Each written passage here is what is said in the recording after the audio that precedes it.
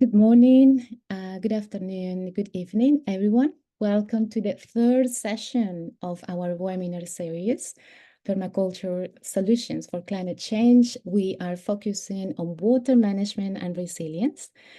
This series is a collaborative effort between Permatil Timor-Leste, Permatil Global, and the Permaculture Association of Britain. And the idea of the webinars for those ones who perhaps this is the first event you are attending.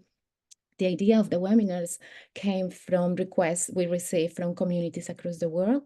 And there is clearly a need of learning or understanding more about sustainable water solutions using permaculture. Building on an event early this year that was organized by Permatil Global, they were discussing the topic, so we thought it would be good to create this series to open a conversation and share a bit more about the experiences of communities in Timor-Leste implementing solutions on water catchment. A huge thanks to our partners and as well the team at the Permaculture Association who has been very supportive. Today's session will focus on livelihoods and resource security, food production, opportunities from water catchment. And this topic connects with the previous sessions. So for those ones who were not part of the previous ones, just to let you know, in the first session, we cover aspects about just to understand about land and the importance of the role and the dynamics of communities in catchment systems, water catchment systems. And last week, the session focused on aspects of the design and the implementation and maintenance of water catchment systems, and all around the experience shared by communities in Timor-Leste. So I'm going to do now some introductions, but I'm going to introduce our speakers today. So with us is today Eugenio Lemos, Executive Director of Permaculture Timor-Leste, an influential figure in permaculture. Izu co-authored the Tropical Permaculture Guidebook and has developed various permaculture curricula and community projects in Timor-Leste. His achievements include awards like the Earth Hall of Fame Kyoto Award and the Ramon Magsaysay Award, and he recently became Timor-Leste's Special Envoy for Environment, Culture, and the Arts. We have as well today with us is Izu Pereira, Director of PermaYouth Timor-Leste, working to empower young people through permaculture and environmental education. Izu was with us the first session and is coming back today. And the person who will be facilitating the discussion and asking questions and having this conversation with Ego and Izu is Lachlan McKenzie. He's co-founder of Permaculture Global, based in Australia and co-author of the original Permaculture Guidebook. Lachlan has a vast background in permaculture education, spanning regions from Timor-Leste to Europe and Australia. And our support, technical support today, again, is Andy Goldring, Chief Executive of the Permaculture Association. He has been all the sessions with us, and it has been great to have his support. Now I'm gonna hand it over to Lachlan, who will start the conversation with Ego and Izu. But before that, I'm going to share what is going to start this conversation, and is a video that Permatil Global has prepared to start the conversation. So I'm going to just share my screen and start the video.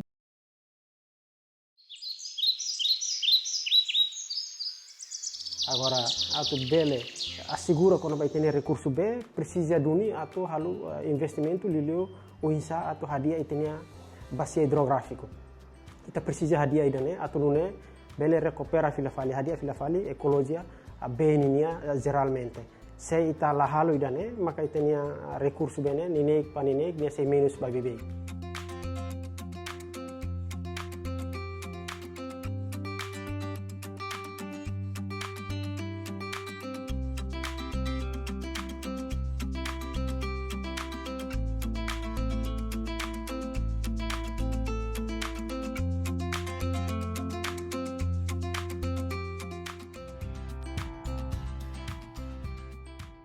E parte da igreja é programa de conservação de mata, né importante ter a comunidade na vida e que a comunidade começa a compreender a ideia, né será ele é importante ter também lá ia dar selo atu nasa hamusu fila falebe sela la Livelihoods programa Permatil yang di bahanuring atu be unsamak bele hamusu fila falebe.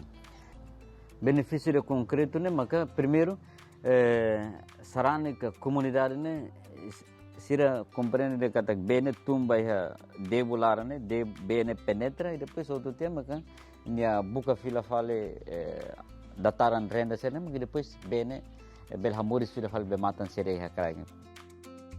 O programa Permatil yang conserva bene, ami heta do benefício ba ami tamba, iha comece comunidade da rua comece sirani mahune comece dita kuda na modo serani pokoknya qualquer saída det mas sira bele kuda na ba comece benefício ni ia ona.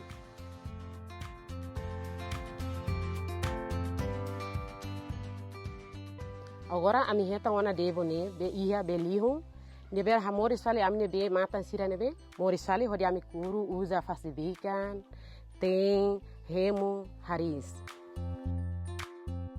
Ya letefo ya parte de macaore anis ne benefício bot maka ia serena forro be maulicolau be aldeia do Rohonian ame halom conservação retinan rua bakoto ia tempo dan nasana que debu bot tolo nebe antigamente ia teona mas também raitaka tempo naro então hadia fila falida né então comunidade serena be hela ia be forro hun né e a forro agora volume bene né nenek dinambatinan começa a aumenta sira balu começa nessa kuda modo han hemo buat rumah kada sempre a moro tahan rumah idene impacto direto ba família ba comunidade sene basicnya ba sene saúde e depois quando hore volume bene né começa a aumentar tan sira alarga tan sira ne tosca kuda iPhone rumah hena ba então impacto economia ne mosia.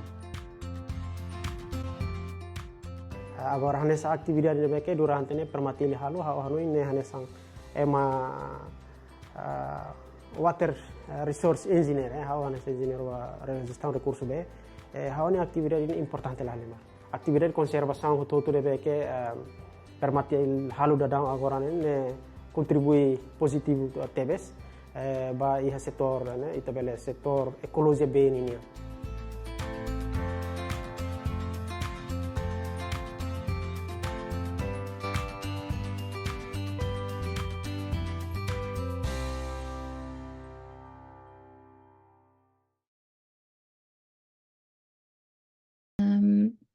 So I'm gonna hand over to Lachlan. Is that okay, Lachlan?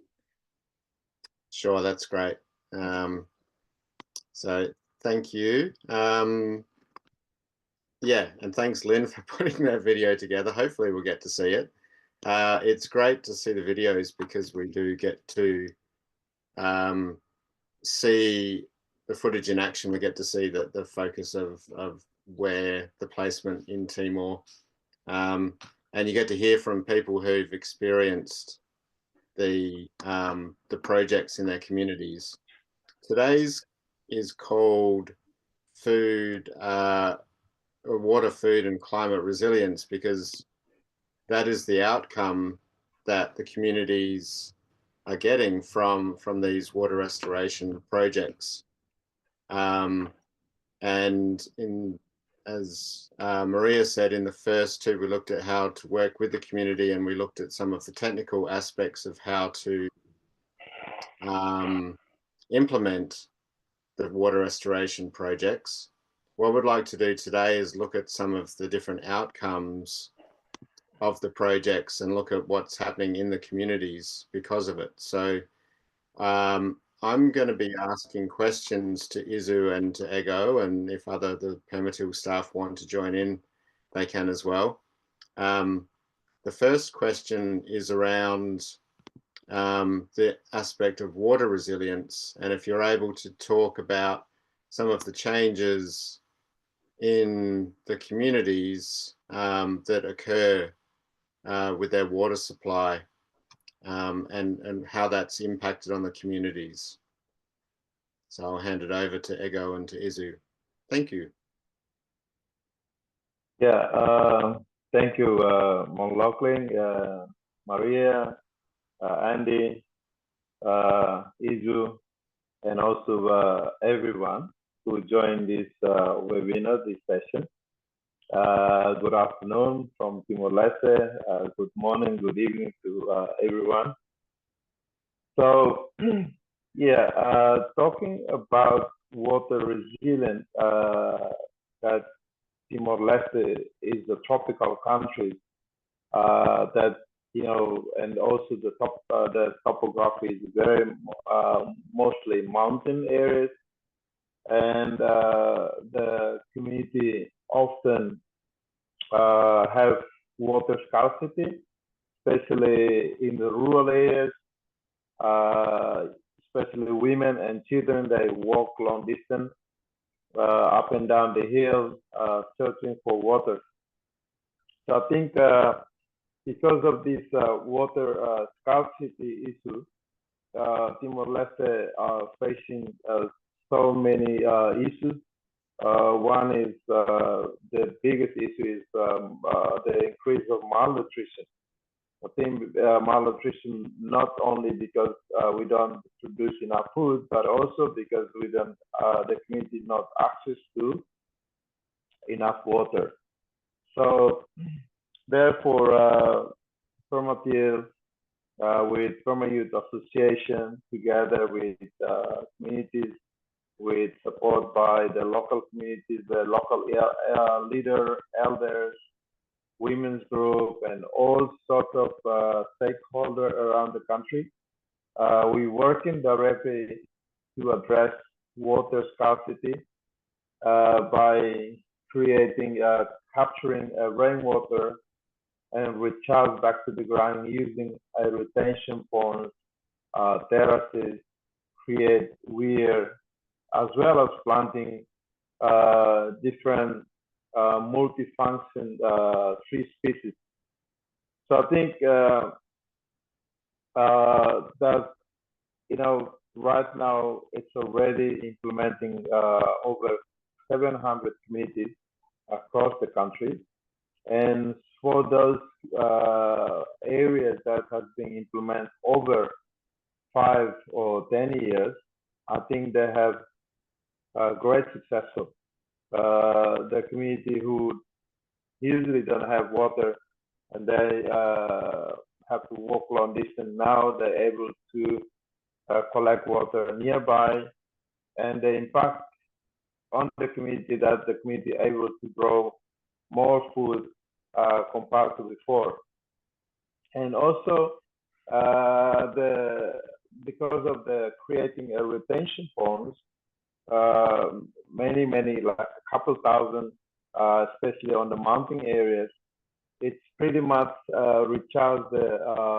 create the recharge basin and create enough moisture.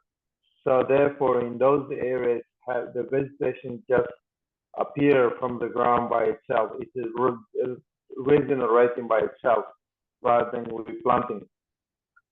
And one of the signs also, the wild bird, like wildlife, the community witnessed that for those areas that usually dry and not many wildlife, but after 5 years time, the wildlife started to come back, especially birds possum, and they started to come back to the area because of water and also because of the more vegetation. And also, apart from that, for those areas that have very, high erosion and also landslide, after a couple of years of introduce this technique, I think the area have less erosion, also less landslide, and also it contributes the community become resilient, and also the environment is it's recovered by itself. So I give maybe Izu if you want to add more, please.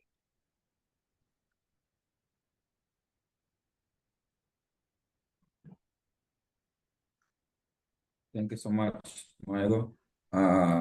So, boa tarde, everyone from Timor, and good evening, good morning, and for all of you that participate in this webinar. So I just want to add a little bit more about the process, or not the process, but progress of what we have done. I think I just want to add a little bit about one area in Dili that close in Manatutu. It's also a very dry area that I think from 2018, so Permatil and the team also we done some water and conservation there. So the recuperation of the water spring, I think around 5 like that, 5 water spring, before only 1, but now we have a 5 water spring. So I just came back from there yesterday. So they also, the water spring that they use for the activity, permaculture, the agriculture activity and community itself. And now our government, local government, also use that water for the for school itself, and also to help the other community livelihood in that area in Lachlan. Thank you Right, so that's much. really good examples. Ego, did you want to talk a little bit more about in Remesio how when the water supply was restored, how the government went on to build a school and a health clinic there? Yeah, I think that's one of the great case studies that 2.5 years ago, in one of the community called Remesio, it's up in the hillside. They have an issue with water, and often, especially during dry season, community cut down the pipe because the community who live on the upstream area, they cut down the pipe because they want to use to grow vegetable and so on. So that along the way, most community suffer because they're too far from the spring.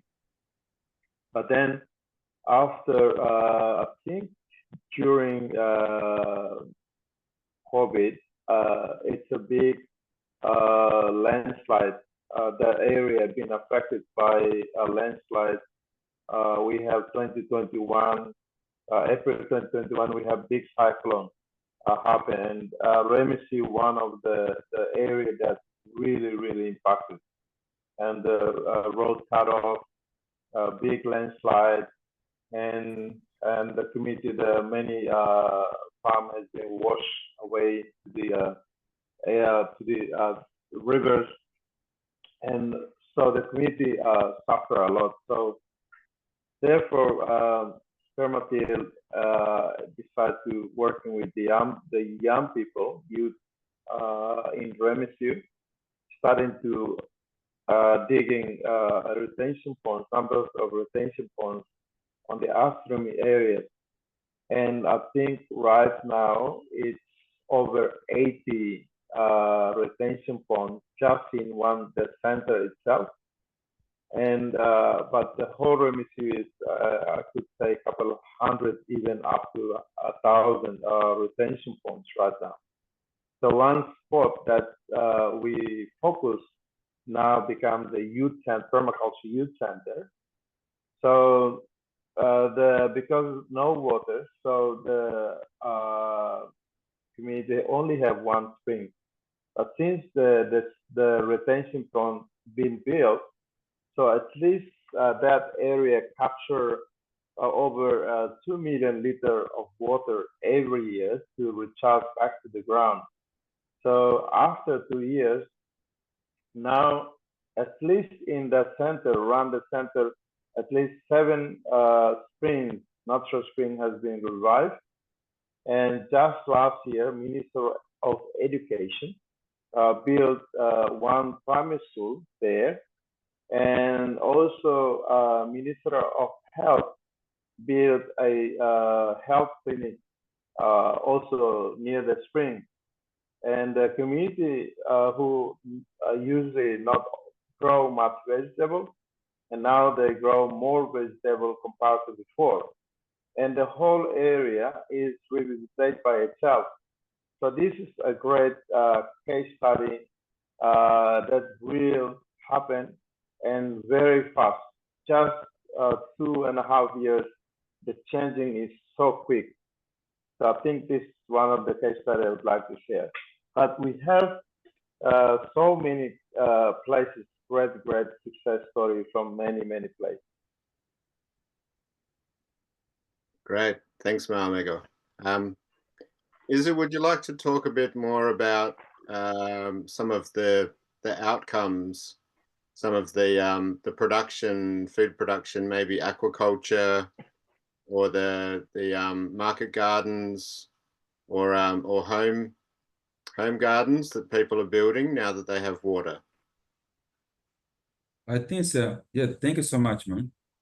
So I think the focus on in Lachlan, one place that I think before they participate in PermaYouth camp. I think last 2 to 4 years ago. So I think the activity for them only for the horticulture. But after what they have learned from the PermaYouth camp itself, so after that they build some aquaculture in Lachlan. I think they have a good place for that, and also from there, because of they do the water conservation with the rotation pond. So after that, the spring itself recuperate, and also they use that water for the activity of horticulture and also for the aquaculture in Lachlan. And now I think it's one of the positive thing that happened in Lachlan, because in Lachlan it's very hard to find the veggies for the community. I think before we and team Permatil team and also with the Maego, we've been there. We only have no fish, only I would say Nambibi Bolusera Maego. Goat. Yeah, goat only meat. eat goat and chicken, no veggies. But at the moment, the farm itself, so they supply all the veggies for community to buy it. So that's a good thing, a good impact that happened in Lachlan. Yeah, I think just adding to Mongizu, in Lachlan, Lachlan it's a big area. It's a sub-district, but particular with one of the sub-village called Labubu. Labubu is very isolated area that also impacted by the cyclone in 2021. That community lost about 37 house, but washed by landslide. So I think that because that community usually burn their land, cutting down the trees. So after the landslide, after the cyclone, then Permatil team, we went to that side, to Labubu, and talking to the local leader, talking to elders, talking to the communities, and we support the local community with food and we said this food, you have to use the food by working on the upstream. So they're starting to dig retention ponds, create weir, terraces, and it's a great success that December 2021, it's a good rain, and that community, they only have one spring that they all think about over 200 households relying on, and during dry season they have to queue waiting for to collect water starting from 2 o'clock in the morning. But after that intervention, after the cyclone, and 1 year later, the spring increased the amount of water, and now I think over 3 or 4 springs has been appeared, and the community able to collect water. They can scatter, not just going to one side, but they scatter. So after this great changing, now the community takes their initiative to protect the area. Now they stop burning, they stop cutting down the trees, and now they're planting more trees. And that's why 2022, Permatil decided we did the regional camp for Manatutu. It's located in Lavuvu, and it's a great successful that the whole community is sharing their great story with the participants from all over the Manatutu regional. So I think this is also one of the great case studies. So from the community that they usually destroy or cutting down the forest, burning, and later they have the cyclone and the landslide, and they learn from this mistake, and we support the technical, and they later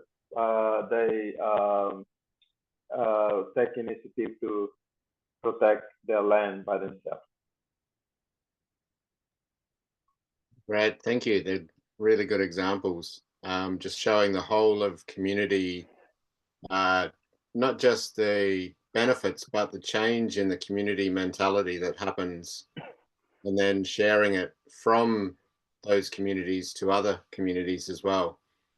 I'm going to try a little technical thing, see if we can do it this time. I've got some photos from different places in Remesio, in Okusi, and in Atauro, 3 of the areas where Permatil and PermaYouth have been working. So hopefully we can see them all. Please let me know. I'm going to share my screen.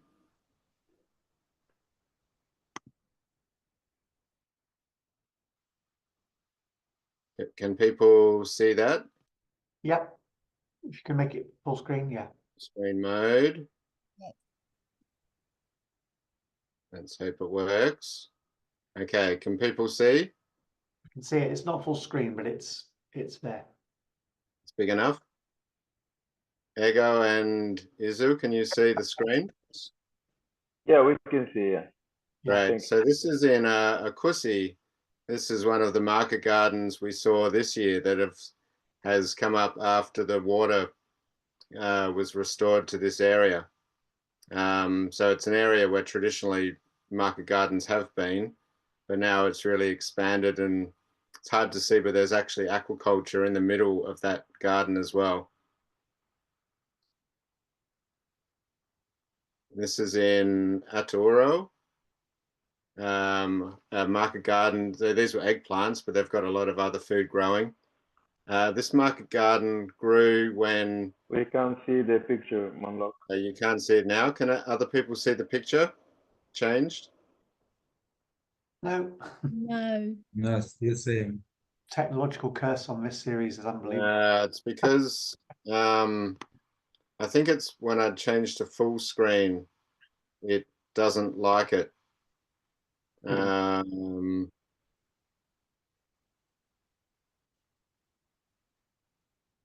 So I will try again.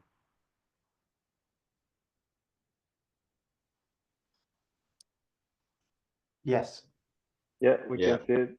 Okay, I'm going to change out of full screen because it's just not. That's better. This might be easier. Oh. Okay.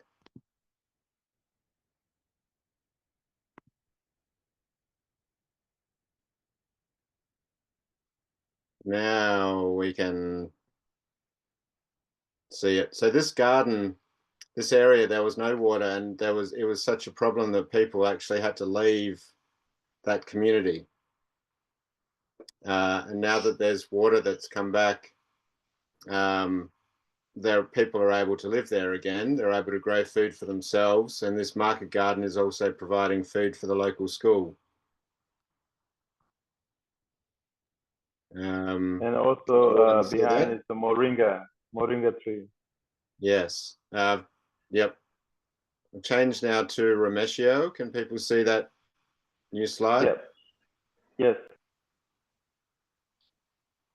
This is the area that Ego was talking about, where they've done, what is it, over 100 retention ponds now and saving 2 million litres of water a year.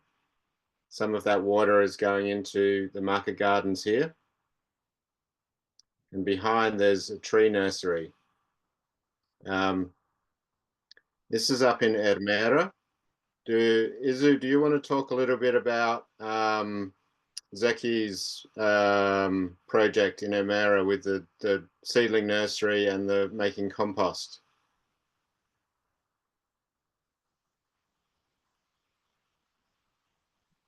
Yes, so Monjeki, one of the group movement, I think in the water conservation, in a permaculture movement, one big group in Timor. So it's located in Ermera. So they're more focused on compost itself. I think the compost itself, it's really rich. It's like 60% most of Timor, not Timor area, but most of Dili's areas. So he also worked very hard for the water and conservation. I think it's covered more than the Ermera district. So the Ermera district itself, I think, is a place that I think is it's a high example for the other movement in Timor-Leste. So the project that Jackie does with the friend itself and also with the Tilofe, so it's also very help for the community. It's not only the compost, but also they buy the materials for the community from the community itself. So we talk about the economic, the base economy is very helpful for community in Ermera. Yes, that's a really important point. And this wouldn't be possible without the increased water supply. And I don't know if anyone can see the amazing hose that he's made, the sprinkler he's made out of a water bottle there, but it's a great little technology to help water the compost. Whilst we're looking through these slides, we're going to change after this. We're going to go to question and answer. So please, people, if you've got any questions about these, what we're showing or anything from the first two webinars, please put it in the chat and we'll answer your questions. So it's the best way to generate discussion between all of the participants.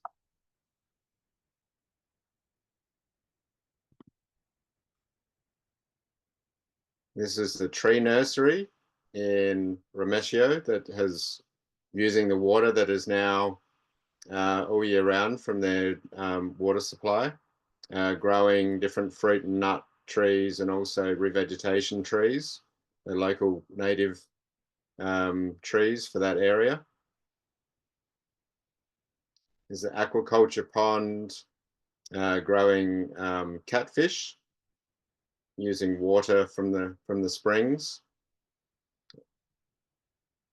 There's another aquaculture pond using overflow water from the overflow from the water that comes from the spring to the tank. And the tank is full for the community to use, and then the overflow goes into the aquaculture ponds. There's the tank above, and that's a chicken house, a very happy lot of chickens in Remesio. So another economic and food value that's come is more animal raising, especially small animals that come from the access to water. And more food production and household vegetable production and livestock in Okusi.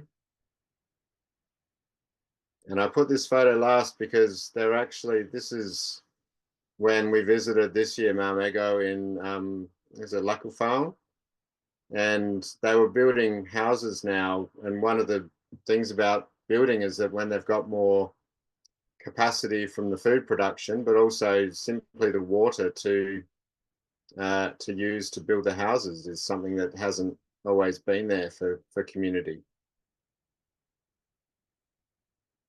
So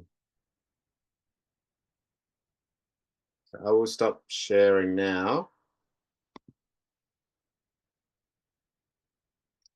Before we go into the question and answers, we've talked a bit about the food production and livelihoods and water. Ego, when you first talked, you talked a lot in your first comments. You talked about reduced erosion and reduced landslides and reduced flooding, which is really, really important as for climate resilience. If you wanted to talk about that, but also about some of the positive environmental impacts for the oceans and for biodiversity and for ecosystems, I think it would be good to talk a bit about the environmental benefits. Yeah, thank you, Lachlan. Just to add into that, again, April 2021, when Timor-Leste hit by big cyclone, and many towns have flooded, and also many communities lost their farm because couple hundred hectares of rice field washed to the sea because of the heavy rain and also landslides and so on. So after that cyclone, I think it's giving a big lesson to everyone, including the community and government. So one of the area near Dili, it's right near the coastal area, but it's a hilly, but it's near a coastal area. It's called Metiaut. So I think Metiaut, during rainy season, like so much erosion, and all the sedimentation goes directly to the ocean, and also impact on the fishing area because of the area, and then the sedimentation cover all of the coral along the coastal. So it's impact on the life of the fish and other animals in the water. So, and then the community over in Metiaut also suffer water scarcity during dry season. But then Permatil have a project together with Minister of Public Works. Izu is he's the coordinator of that project that time. So we involve over 150 community members, mostly women. They create many retention ponds, create weir, terraces, and planting trees And last year, along after heavy rainy season, we can see there is great positive impact on the area. So, and the community witnessed that now less sedimentation goes to the ocean, especially on the area that's already been protected. And few springs also has been revived. So I think this is a great success story that now this become a model to replicate working on the combining between the upstream area and the downstream area. So when many talking about what's it called, like a blue economy or something, but sometimes it's not talking about tourism and so on, but it's forgetting about restoring and upstream areas and connecting to the downstream, especially to the coastal areas.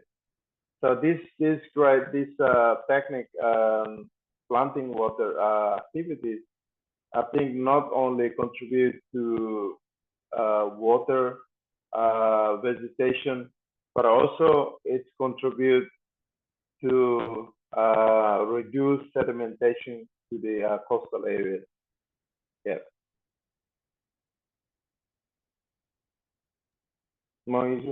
Thanks, Mel.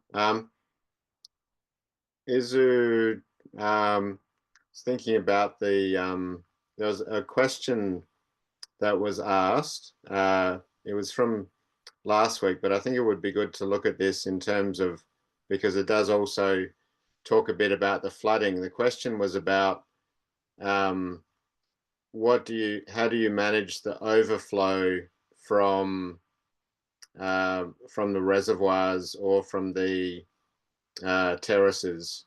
So how do you make sure that that's safe and doesn't create erosion or other problems? So how do we manage the overflow from the terrace itself? The important technique that we use for the terrace itself, for how to create the overflow. So how to create the overflow beside the terrace itself, but not only create the overflow only for the, how to say, rai mon Lachlan bele azureto, rai nebe mamat, but ia rai nebe maktos, ita precisa que para atu lebele for risco ba ia terraço nebe ita halorase. And also the important technique that we see from to create the terrace itself, nia mahar usi terraço nerase. So nia importante la lima da terra nia mahar, no nia distancia luang usilara nebe atu pobre be nerase nebe mamait lebele. So no overflows nini nebe makita kriya. Sorry, I'm speak with the Tetum, so I think it would be better than speak Tetum. So Lachlan will help me to translate later.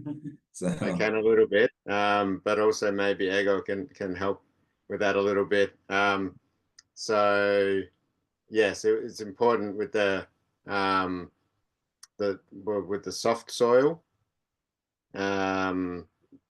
but also the spacing between the terraces. And I think Ego, you could help a little bit more technical. Yeah, I think what Izu has explained is more technical about creating a terraces. So the importance, because different areas have different type of soil. Some area have clay and it's more soft, and some area is hard soil. So as he said, the most important is to build the trench inside is big enough so they can capture the rainwater and also the thicker of the soil, the wall of the terrace has to be thicker enough to retain the water. And the important also, he explained that every terrace needs to have overflow, so that when rain comes and it doesn't break the walls of the terrace itself. Thanks, Malms. And that overflow points also, it's good to fill them with small rocks to make sure that when the soil doesn't get washed away and it can just flow out slowly. There was another question about when the terraces and the swales are dug, there's a lot of bare land. How do you, what do you do with planting? So how quickly do you plant? What types of plants do you plant with the terraces and the swales so that there's no erosion? Yeah, I think for terraces, we recommending to plant more cuttings. We select very trees that have multiple functions. First, we plant by cuttings, and second, we planting the seeds directly to the ground rather than using polybag, because polybag, when you break the polybag, some roots might be break, and then it's exposed to the sun, and the possibility of the trees grow is very low. So therefore, along the terrace, to maintain the terrace, so we planting seeds, tree seeds, and also by planting cuttings. But on the wall, like how say, the trench, the wall, that's planting. We have to select not planting plant that have roots or root crops underneath. For instance, like cassava or taro, that you can pull, or sweet potato. So it's just planting things that will be fruiting above the ground. So that's the way to maintain the terrace. And a most important technique that used is the terrace has to be covered by using mulch, using leaves or grass that you cut. You cover the terrace so that when rain comes, the terrace, the wall not wash away. So I think it's a different place, different type of soil, is different approach, technical approach. Yeah.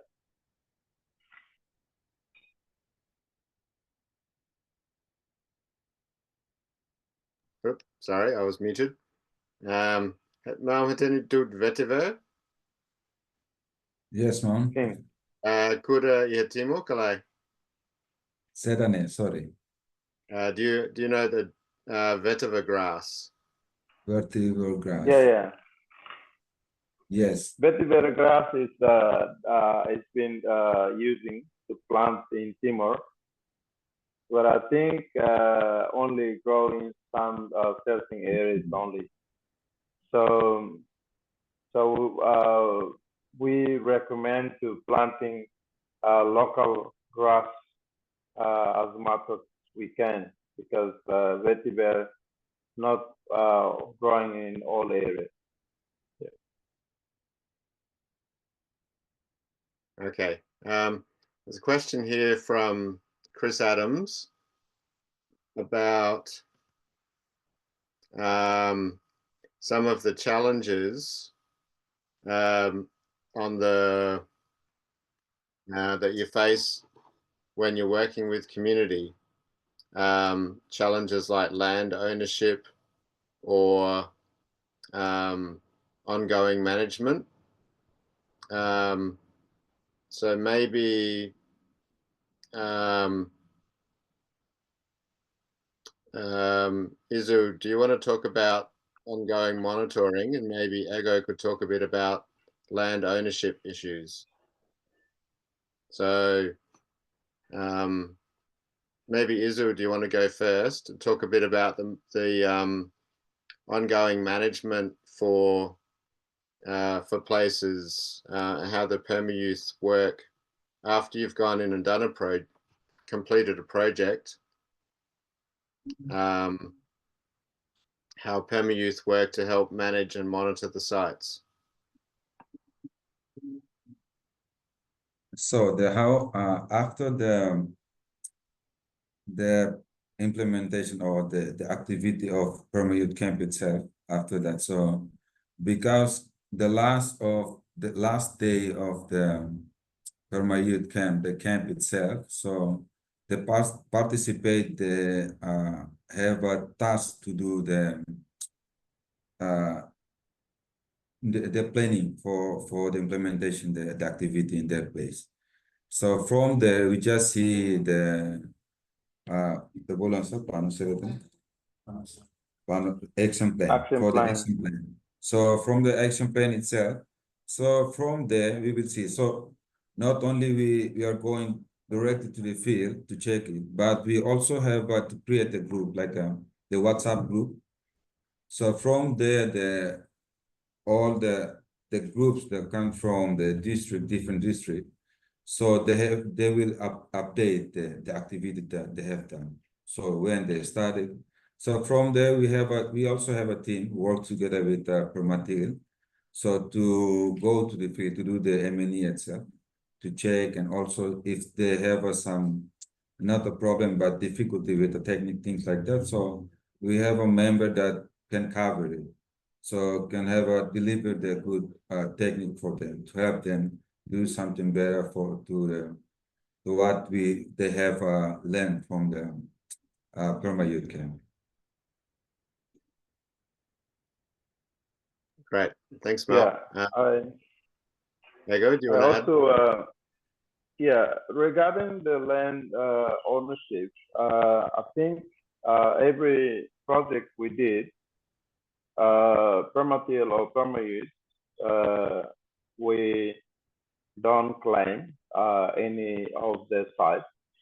The most important Permatil's aim vision is to support the local community to maintain their ownership of the land and make their land productive as much as they can, and also in order to change their behavior change, how to protect the land itself. So so before we start implementing, we have a format called an agreement with the landowner.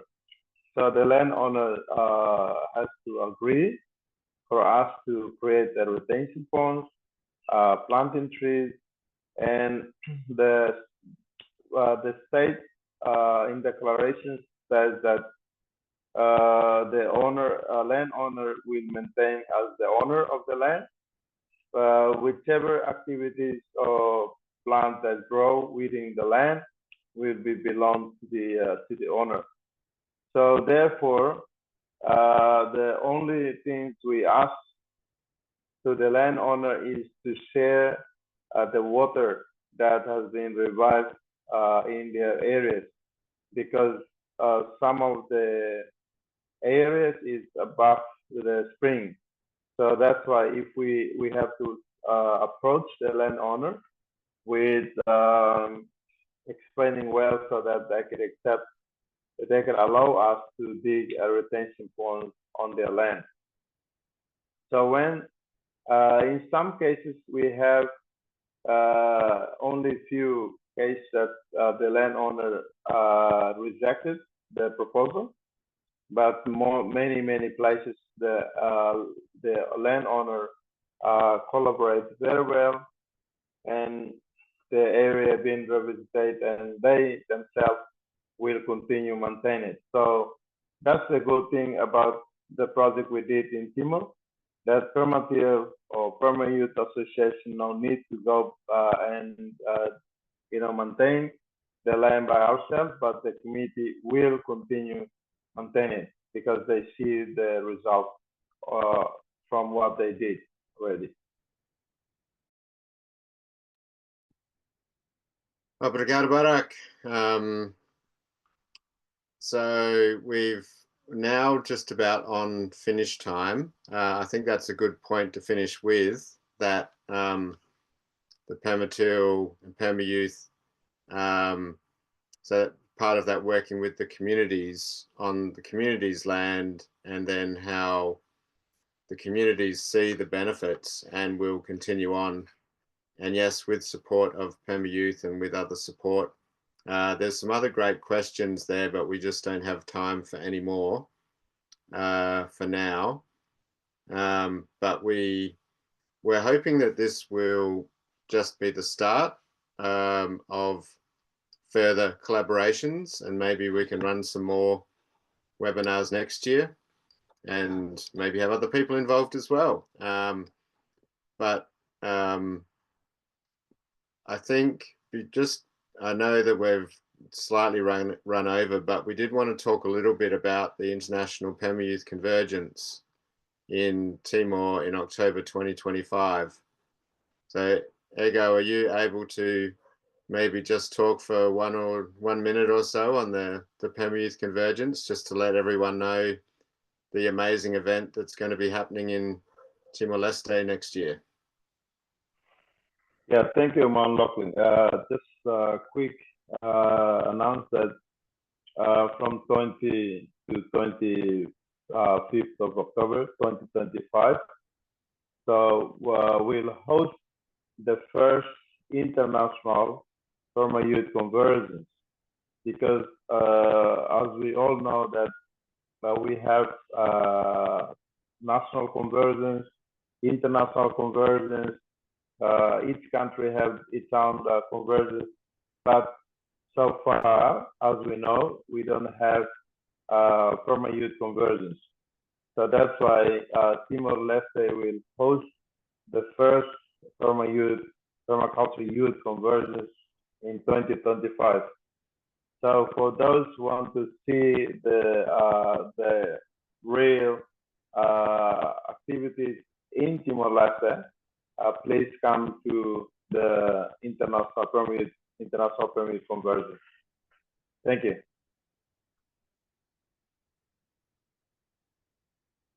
Thank you. And I saw Andy has just sent the link, and I just sent the link too, but I just sent the link to Andy, so or to Maria. So at least you've got the link. We're going to be looking to try and get some funding and sponsorship, as well as asking people who can pay to pay, and we're going to be trying to it'll be on site, it'll be seeing all of these projects in action, not just seeing them, but actually working with Timorese youth to actually do more projects and to work together and to share knowledge from different countries, your own knowledge, and then to be able to combine that with the knowledge that's been grown in Timor. I think that's a good place to finish. Maria, can we hand back over to you? Yes, of course. Thank you. Thank you so much, Lachlan. Thank you, Izu and Egil, and everyone in Timor-Leste, and as well at the office in Permatil Global. Thank you, the Permaculture Association, and thank you so much for everyone who joined us today. And during the last 3 sessions, we have been learning a lot about these experiences from Timor-Leste. This concludes our current series of events, and we hope you found the sessions insightful and that the knowledge shared will be valuable for your projects and communities. We hope to expand more, to have more opportunities to share more information on this topic.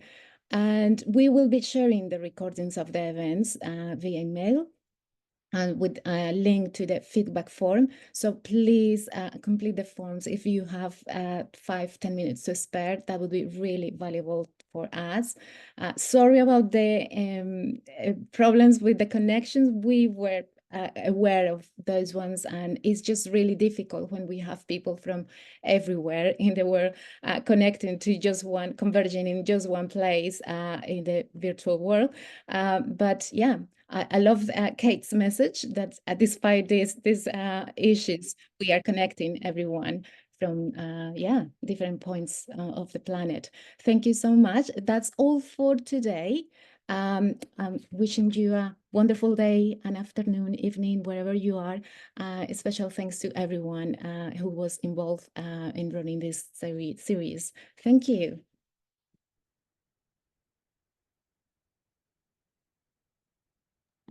Thank you, Maria. Thank you. Thank you, Maria. Thank you so much. Thank you, Moise. Thank you, Moise.